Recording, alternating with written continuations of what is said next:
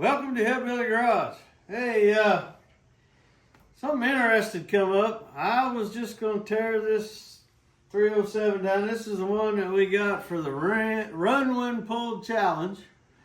And you remember we went through it and it was tighter than a wedge and hung up, and it took forever to get it rolling, and we finally did get it running, and it ran. Wasn't running very good, but it ran. So I didn't really think it was going to be much of anything, so I was just jumped in to tear it apart, and I discovered something very interesting, so we decided to jump in here and give you an update on this thing. When B got home, and it's, I don't know, probably been at least 20 minutes ago now. Longer than that, because we ate lunch. Yeah, we ate a bite, so it's been a little bit. But when she got home, I sprayed some brake clean in these cylinders to show her what was going on here, and it has not been touched in probably 30 minutes. And some of y'all are wondering, well, what's that mean? Well, what that means is this engine still makes compression because the rings are not stuck, seized, whatever else. They're actually touching the cylinder wall and making a seal. So, and or else, there's no ring ridge. Yeah, there's no ring ridge. The cylinder walls look really good. It's kind of remarkable, actually, compared, with the thoughts of it being hemmed up the way it was. Now, it is dirty and it needs cleaned. It does. Well, what we have come to find out is the lifters themselves, several of them are stuck. We were going to try to do a mock valve adjustment video using this motor, but couldn't do it because the lifters are seized up. And I'm pretty certain that that's the reason, well, the valve train was the reason that this thing was all hemmed up. Now, I am going to finish tearing it down, and we will take a look at all the rest of it. But I thought that was super interesting. So we decided to jump in here, and I know a lot of y'all out there, Kevin, tired of teardown videos. But I thought this one was interesting because, yeah, a 307, nobody, they're not desirable. If there is anyone interested, reach out to us. No, it ain't going to be no powerhouse or anything like that.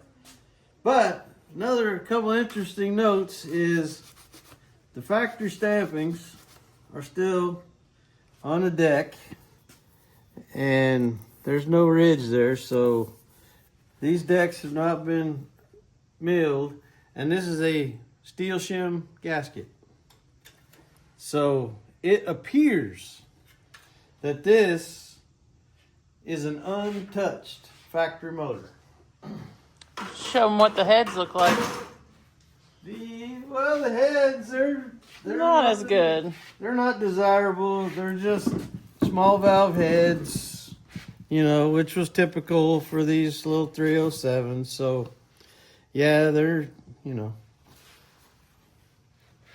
not really all that interesting, but there's nothing wrong with them. Yes, they're carboned up, but I do believe that they would clean up just fine, do just fine. I'm going to go ahead and instead of salvaging parts out of it, which was my original plan, and even though we understand it's not a desirable motor, but It would make a good derby motor, wouldn't it? we are going to revive this little old 307, and might make somebody, a good smash up derby motor, or a little S10 or a Colorado, Something to get you to work every day. But we'll tear on down into this thing and we'll see what the bottom end looks like, and we'll be right back. All right, y'all. We don't know what we're going to find. I suspect the problem was in the valve train. So we just wanted to make sure we had eyes on when we tear into this stuff. case we find that smoking gun. We took that old cattywampus damper off of there. That goes to the scrap pile.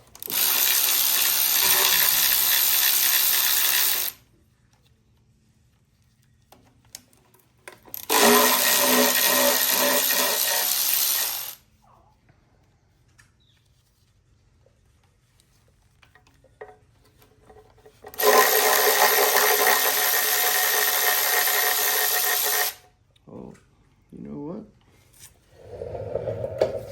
I gotta turn loose the oil pan. So, be right back. Somebody put mismatched oil pan bolts in this thing. Was that you?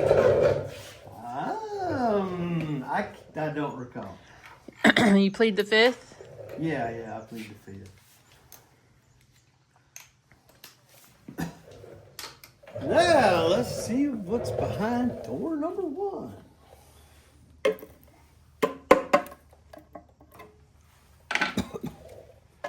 I can smell it.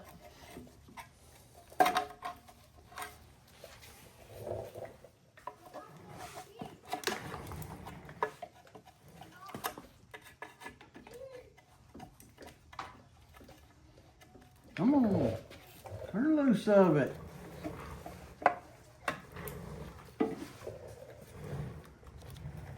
Well, Pretty. Is that sloppy? yeah, it's got a little slop in it, but Not horrible. not horrible. But it's got one of them nylon, neoprene, plastic, Original. junk timing sets in it. Man, look at the gunk. Once again, this comes from not changing your oil.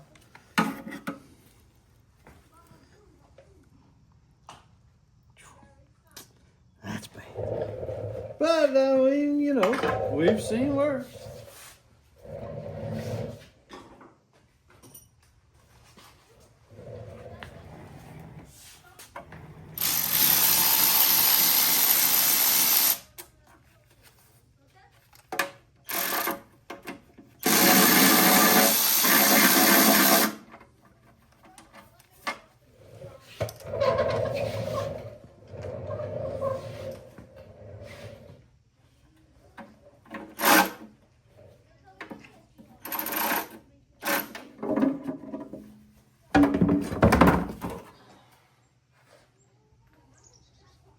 There's a string or something hanging from the oil pump. Or hair. Or something. Something's hanging from there. It's not as bad as I thought it would be.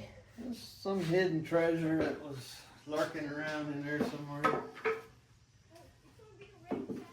Because remember when we got this thing, it didn't have a oil pan or any covers on top.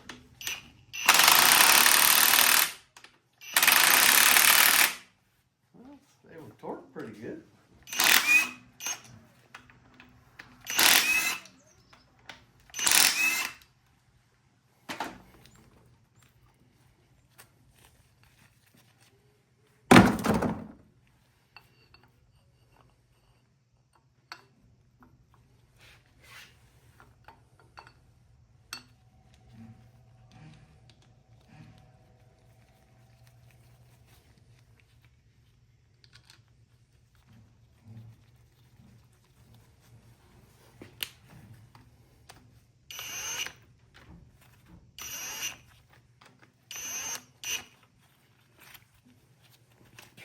If there's any of these that we can get to come out.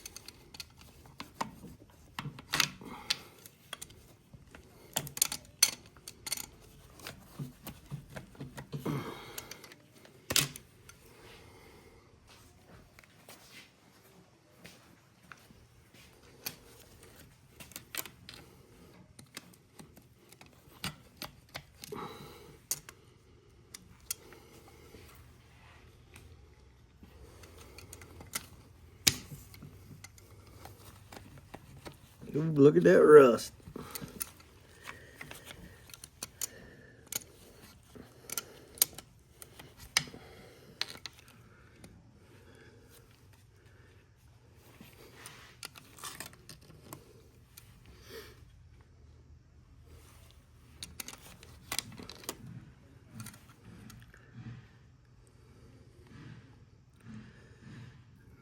Well, certainly See the cam turning in there. certainly was not the camshaft or the bearings but that right there and that one right there Pretty rusty. would lead me to believe that that was what was hemming everything up. Because if any of y'all followed along, or if you go back and check out the video, we worked and worked and worked to get it to turn, and then all of a sudden something broke loose and it just freed up.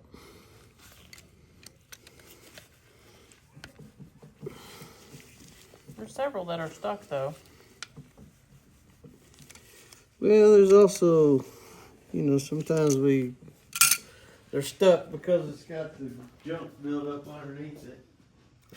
Hopefully I can get these up enough to clear cam gyros so the cam will come out.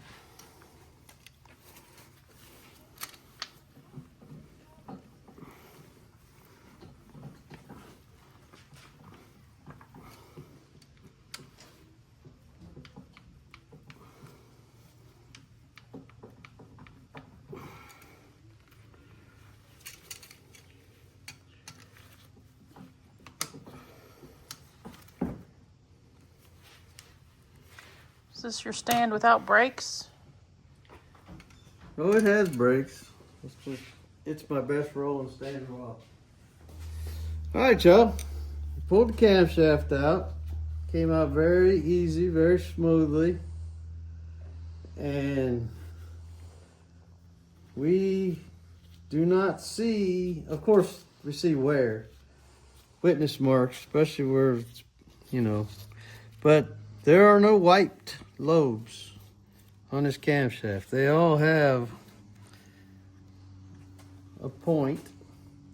I don't see anything with any significant dig in it or one that is like starting flat or anything like that. They all are very consistent.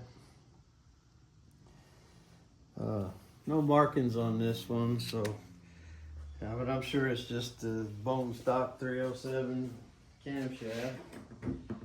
But something else that I noticed, of all the lifters that came out, they all have the exact same dishing. They're not crowned like what we use nowadays. There is one that is flatter than all the rest, but that is the only one. The rest of them have a dish with the same design, basically the same depth, the same circumference. That can't be by accident. That says to me that that's by design. And I'm very curious about that because that is out of the norm for me. Because usually when you see them when they don't have, if they're flat or less than flat, concave, that usually means they've been wearing in the cam lobes. But as you can see there, the cam lobes don't show any unusual wear. So, pretty curious about that. If y'all have any insight on those dishes, on those cam lobes, is that by design? There's just no way they're all worn exactly the same. And of course, when I get the other lifters out, I'm gonna take a look and see. And if every single one is that way, then It had to have been put that way.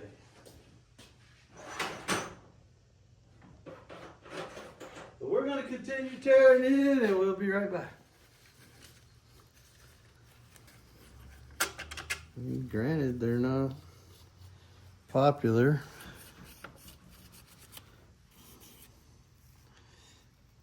Got a little copper there. But, I mean, the journal is stained. But, so far it's looking all right.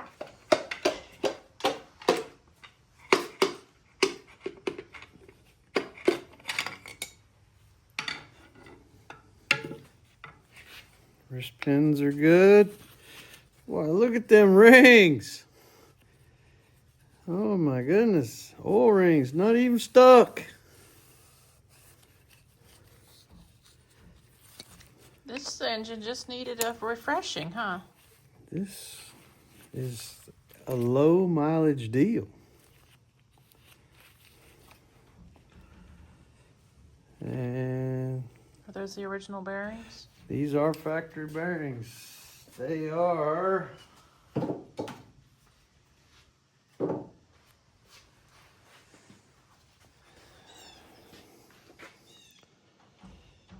GM 1969.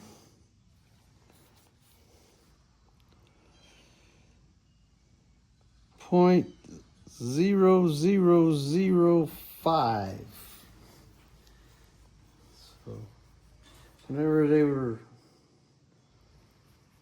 building engines, if the clearances weren't exactly in spec, they had special bearings, 5/10 thousandths oversized, I think. I don't know for sure whether it's under or over. But still, that is there from the factory. So you're thinking most of the problem was in the heads, right? Because the I think the block problem looks was- okay. I think it was those Rusty lifters. that were rusted and stuck. I still got to check the lifter boards to make sure they didn't get damaged, but yeah, GM bearings. Wow. From 1960, what did you say? 60 something? 1969. It's pretty old. Almost as old as me. Almost as old. Cecil's Ford was what, a 65? 65, yeah. Cecil's our good friend with the Ford motor. We got to finish it. Where is it? It's somewhere around here. It's covered. Got it back from the machine shop, I think, didn't we? Yeah, somebody out there in YouTube land is screaming, "You forgot to number the pistons." Oh, no. Better number them as you take them out. Or flip it over and do it real quick. I cannot believe. I mean, The wrist, that those rings are so good. Now, can you reuse those or no? you I mean, it's can, but not advised. I don't know. Budget builds, you know, it's always reuse what you're going to, you know, y'all know here at Hillbilly Garage, we don't do that. I don't know how to do a budget build. Because I can't see no sense in having this thing completely apart and not putting a new set of rings in it. That don't make no sense to me. And you know we're going to put new cam bearings in it. That's a given. Absolutely. I think that's one of your favorite things to do because you're pretty good at it now. A lot of people won't touch cam bearings for some reason. Yeah, I'm not sure. I'm not sure why it intimidates everyone so much. I do. I enjoy it. It's weird, but you know. But also when we clean a block up, you know, we wash all of the oil passages out and We chamfer it. yeah, we We chamfer the edges, chamfer the holes. So there's grindings and stuff going on, and I don't want to take a risk on getting, you know, little bits of metal in behind those cam bearings and they not be able to get washed out. So, you know. But yeah, in this particular case, it could be argued that we could rerun those rings because we all know that the water, you know, the liquid doesn't pass the rings. So they're holding compression. Why are you putting everything on the table that's cluttered? It's the table I got. Well, that one's not that bad. Or clear some of the stuff off of it.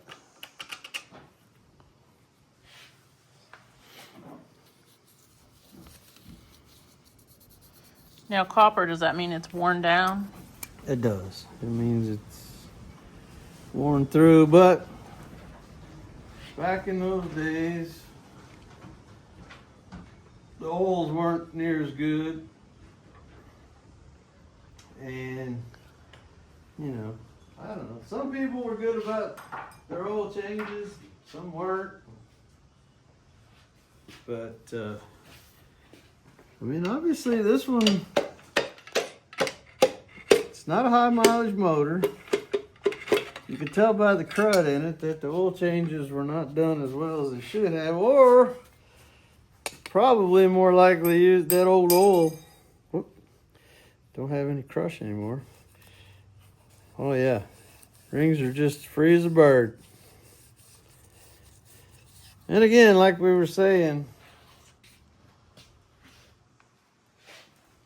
we could rerun these rings, but I just don't like it. I don't like the idea of it. I like getting a good fresh crosshatch into the cylinder walls, put a new set of rings in them, and getting all that seated up for maximum compression. All right, we'll get a few more of these out. We'll be right back. Bearings and gaskets. Now, budget builds are dependent on what kind of conditions you find once you get in there, because you just never know what you're going to find. Yeah, and I never figured that this one would you know, show any promise at all.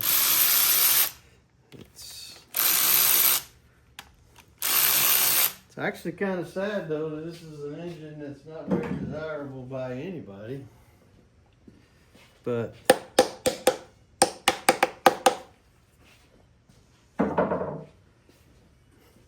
don't know, maybe in the event of a classic restoration,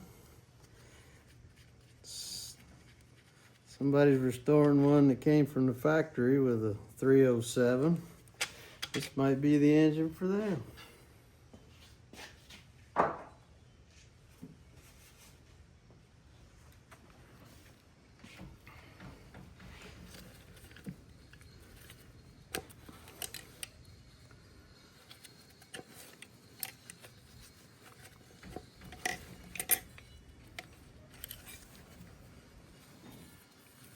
Journals look good.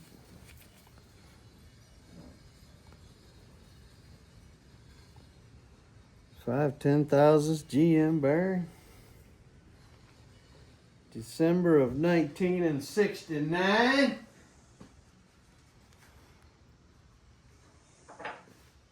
It's a Christmas baby.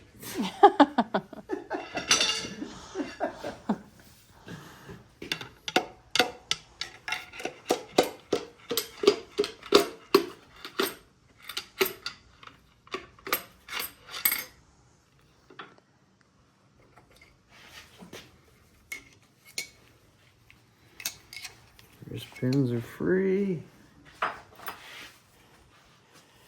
Hey, rings are lined up, but that happens. But they all turn, and they turn easy. Wow.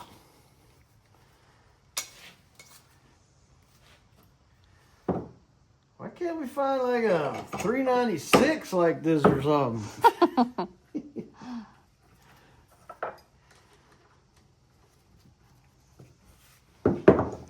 Just never know what's going to happen at Hillbilly Garage. Other than the fact that we rebuild engines. That's what we do. We are. If it can be resurrected, I think we should resurrect them.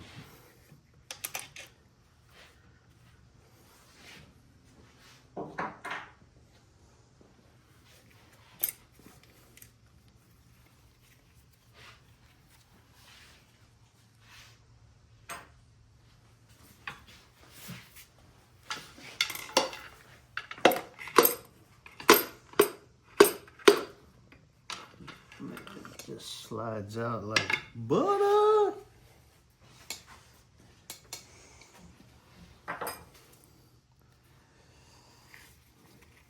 Rings are staggered. They're free. Oil rings free.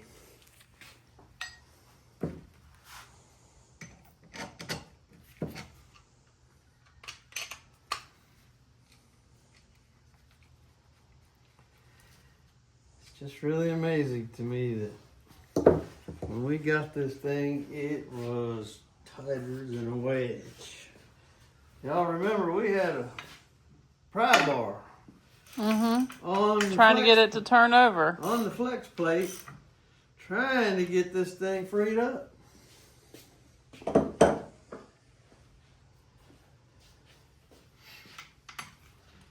It had sat in the corner of a barn. I get that, another barn find. If y'all remember the story, old man's father-in-law had a Corvette. I don't remember the years or anything, but motor went down in it, and he bought this 307 to put in the Corvette while he was looking for the replacement engine to go back in the vet. So when he found it, they yanked this 307 out, probably robbed parts off of it. That's probably why it didn't have covers and stuff on it. And set it over in the corner. And that's where it's at. Yeah. So it doesn't have very many miles on it. So, of course, we don't know, you know, the history of the motor before the Corvette. Yeah. They're a little dirty, but oil ring still turns. Wow, this is just really weird. Wow. It's good for us though, right? Interesting. Yeah. If we can find somebody interested in buying it, yeah.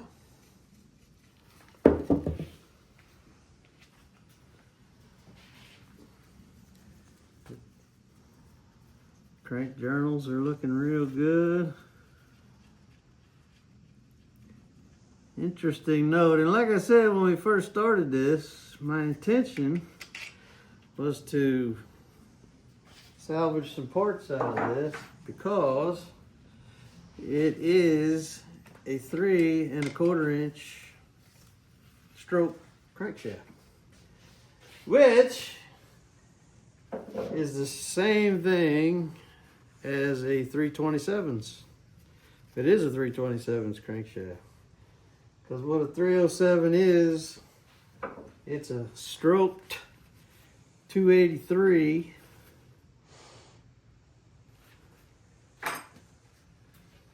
You take instead of a 3-inch crankshaft, 3-inch stroke crankshaft in a 283, they put a 3 1/4 inch 327 crankshaft in it and make a 307. Puzzles me as to why they're not more popular. I know that, you know, they're not powerhouses. Oh, it turns. Yep. Wow. And the reason that they're, well, okay, this is just me talking. But I think the biggest reason why they're not powerhouses is because of them heads right there. I haven't measured them yet, but they should be 173, 174 heads, intakes, and 1.5 exhaust. They're big chamber. They're normally like 72 to 75 cc chambers. So they're not made for making power. Now the 283s and the 307s, they have 3.85 inch bore, I believe. I'm not 100% on the numbers, but that's the range. And it's bigger than a 305. 305 is 3.75 763 bore with a 350 stroke. But the 307 has a bigger bore, but a shorter stroke. That's why they're comparative in numbers. But of course, the longer stroke in the 305 makes it a little bit better for torque wise. But as everybody knows, 305 is not really considered to be very desirable either.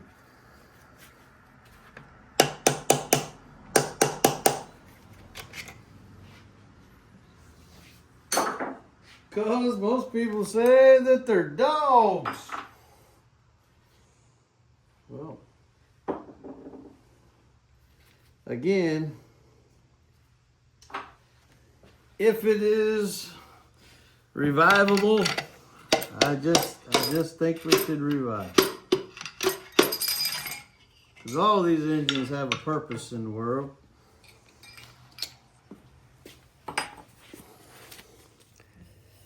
Yep. Rings are free. Wrist pins Is there a are lot of free. piston wear? Or piston skirt wear? You know, it's interesting you should ask that, B, because I've been so enthused about everything else that I haven't really been looking. But let's go back and take a look. I'm learning a lot about engines. Look. Those look Literally none. I mean, just tiny bit.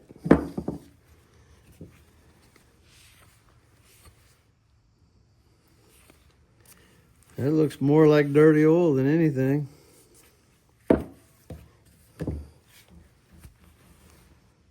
Yeah. Very, very little. And based on the crud, we know that the oil changes weren't great. So there's probably the worst we've seen. So considering that,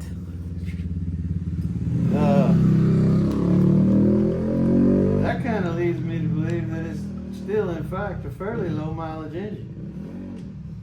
So you're going to pull the last two out and we'll be back, okay? Right?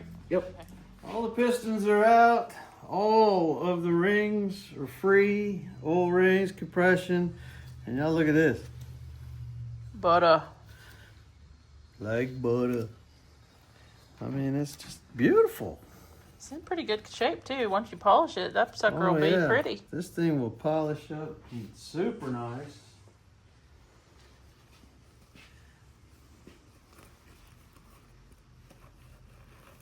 A little bit of ugly stain there, but there's nothing you can feel with your finger. That'll polish right out.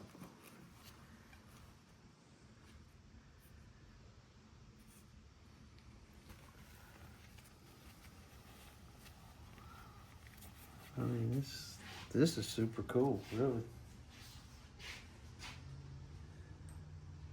Here's something that me and B were talking about off camera.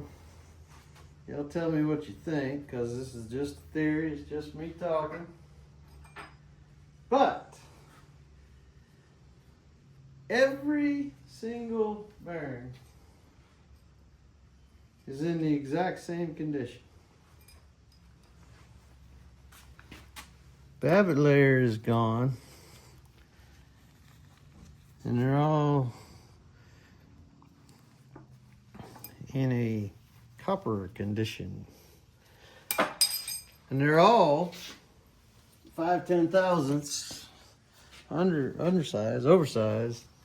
This thing was put together a little too tight from the factory, and they self-clearanced themselves, and then ran just fine from there. Because y'all know that when you put something together fresh, there's a little bit of self-clearancing that goes on sometimes. We don't really like it. We don't want it. We try to avoid it, but we all know it happens. But there is no scarring. There's no grooves. There's no trashes went through these bearings. And the journals look pretty good too. And the journals look great. And I'm sure we're going to find that the mains are just as good because of the way it turns. So this is a low mileage engine. Which makes sense if they only ran it just while they were trying to replace the original one. Right. But the question still remains is, where did they get it? Did it come out of something else? Maybe a wrecked car? Or because, I mean, I won't say it didn't happen, but I doubt very seriously he went and bought a Goodrich engine over the counter to throw in the Corvette while he was looking for another one. If he'd have done that, he'd have just went ahead and bought the crate motor that he wanted. But this is all speculation. But the fact still remains that this engine is in remarkable shape. It's 307. They were a lot like 305s, got thrown to the side. But then again, there was a lot of people that ran their 307s for a long, long time. They got great fuel mileage. They had a little bit of power. They would carry the family station wagon down the highway, down Route 66, or, you know, they'd carry the pickup truck back and forth to the feed store. Maybe that's what we should do sometime. Buy a old Chevy truck. Yes. Put this engine in it and take that engine out. We should. That'd be cool. All right, let's take a look at the main caps. The main bearings. That's what we're doing with our Dodge Ram, right? 6.4, no more. Yep. Going old school. Because we had computer problems that just can't mess with that.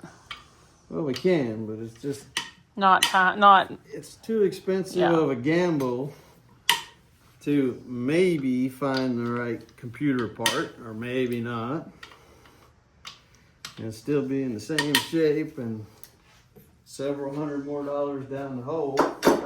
I'm just not about that. We're just not doing that. So we got an engine we're going to put in it. We bought a donor truck. We're going to strip it and go old school with it. That's coming up in the near future. Yep, and that will be On the channel. on the channel.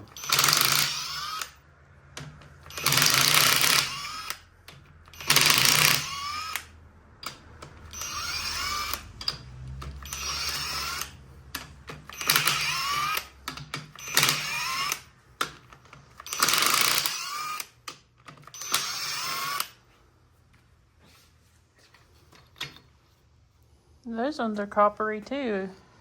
Yep. So you think they just made it too tight? I don't know. I mean, there's a lot of unanswered questions with this engine. You know, the funky shape of the lifter faces, all the copper showing in the bearings. But what I need to do is I need to mark these before I go any further. We'll be right back. All right, y'all. Pull this crankshaft up out of here. And it all looks really good. The journals are great. Some of your lifters. Yeah, I gotta get the rest of them lifters out of there, but Looks pretty good though. all of the bearings are in the exact same condition throughout the mains and the rods. No real trash scars or anything.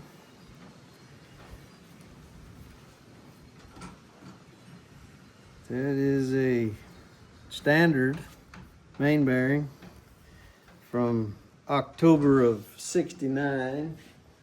I found a 6/10,000ths oversized from January of '70, so it's not a Christmas baby.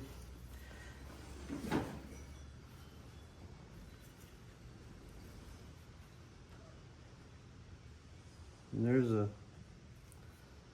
6/10,000ths from November '69.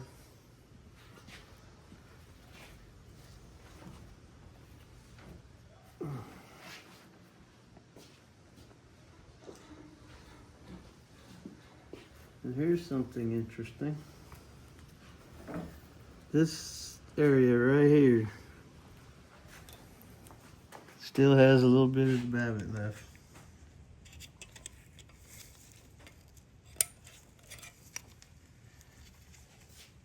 But all y'all saw how freely and smoothly this thing turned.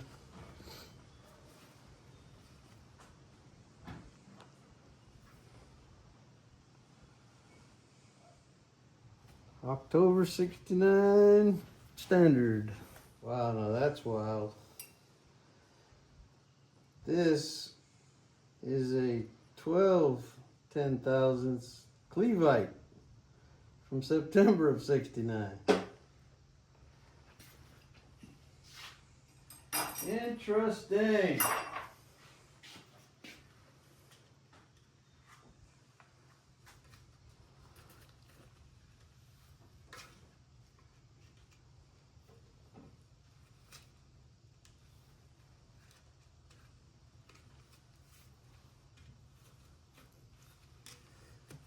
No, as y'all can see, I got to work that one on up out of there. But again, this thing is in remarkable shape.